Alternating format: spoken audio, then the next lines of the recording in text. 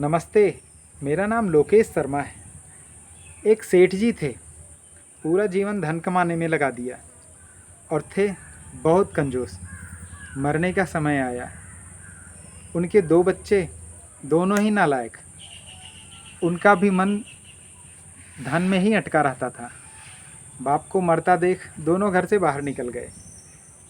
एक पान खाने चला गया और दूसरा दूसरा अपने मित्र से लकड़ी के भाव पूछने लगा।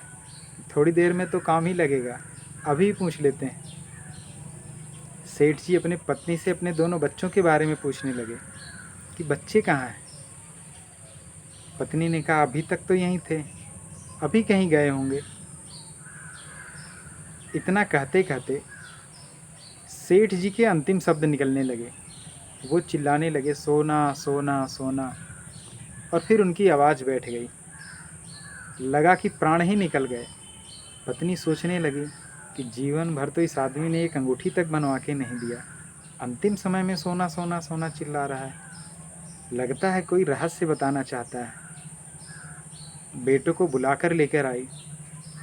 बेटों ने सोचा शायद पिताजी ने कहीं सोना गाड़ के रखा है, कहीं छिपा के रखा होगा जो अंतिम समय में बताना चाह रहे हैं। अब किया क्या जाए। सोचा कैसे भी किया जाए पिताजी को एक बार बचाया जाए। वैद्य जी को बुलाया गया। वैद्य जी ने कहा दवा तो है बड़ी महंगी है, 10,000 रुपये लगेंगे, एक बार तो जीवित कर ही देंगे तुम्हारे बाप को।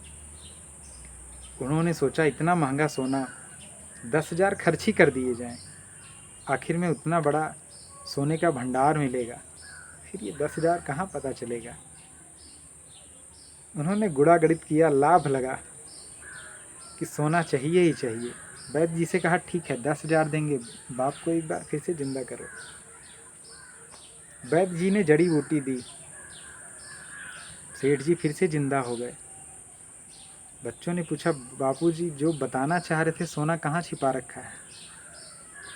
उन्होंने कहा नहीं सोना छिपा नहीं रखा है, तुमने देखा नहीं वो सोना सोना उनके बकरी का नाम था, वो झाड़ू चबा रही है, उसे हटाओ नहीं तो उतने का नुकसान हो जाएगा। तो बच्चे सोचने लगे कि बस इतने नुकसान के लिए हमने 10,000 रुपये खर्च किए।